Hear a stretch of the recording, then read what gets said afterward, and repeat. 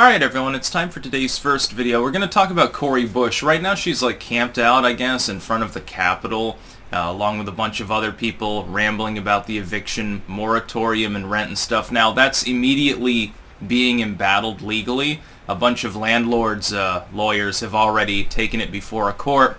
They might get some sort of injunction issued, and of course SCOTUS already upheld the first injunction on the CDC's eviction moratorium.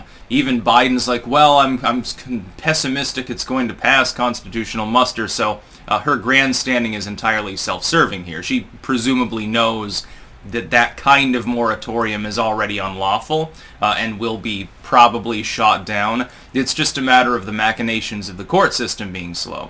But it was funny.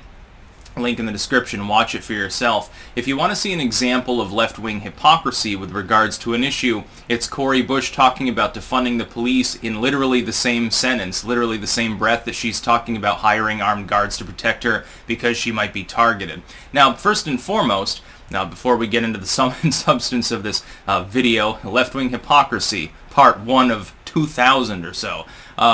Keep in mind there will be a pinned comment down below if you're watching this video on YouTube for algorithmic purposes as well as for verboten topics. Of course, I have to make 2 videos a day exclusive to those pages as opposed to putting them on YouTube. YouTube gets 2 videos, everywhere else gets 2 additional videos, everybody's happy.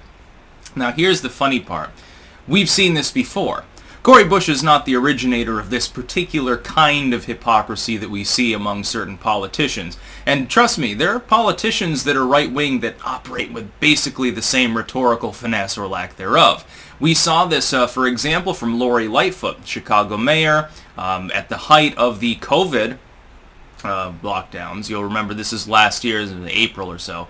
She was getting her hair did. Well, and by the way, her haircut sucks, so I'm not sure why she bothers. It looks a little bit like Gollum, actually.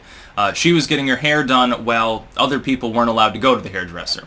Her block during the BLM riots in Chicago, her particular block where she lives was cordoned off and guarded. Nobody else was able to guard themselves. In Chicago, fundamentally, if you defend yourself against a mob of people trying to kill you, you can get in trouble because it's a heavily blue state. It's a tyrannical state, and it is a form of tyranny. To deprive people's ability to defend themselves adequately is inevitably a form of tyranny. Something that's definitely of interest to many Europeans at the moment, too. But anyway, that was sort of the origin of that level of hypocrisy.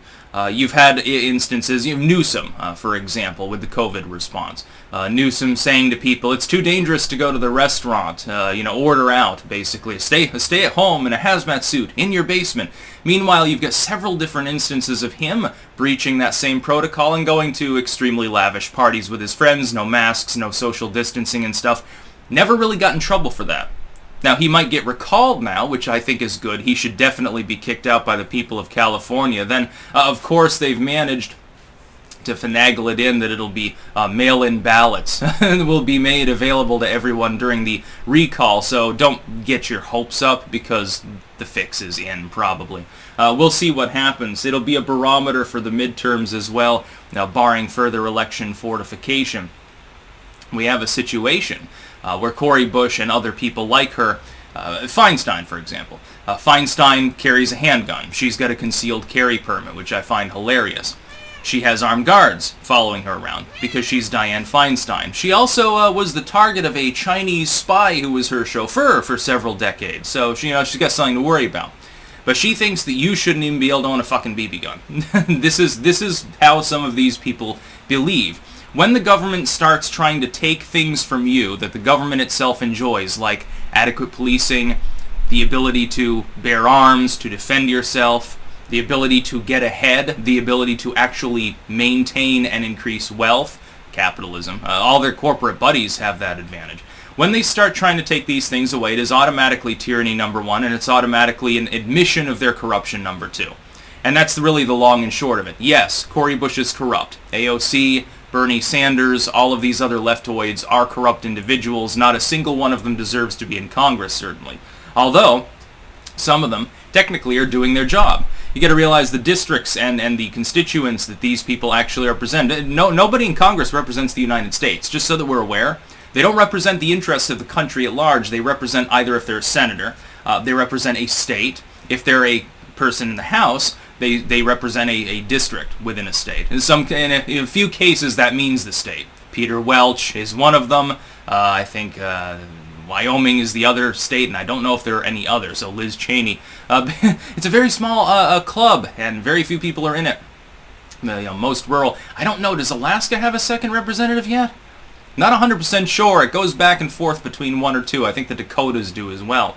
That being said, technically speaking, like AOC, her district is heavily blue. Republicans never going to win there. Technically, when she says, oh, we're going to have more taxes, less guns, tyranny basically, she's representing what the people there actually want. It's very, very funny actually how that happens.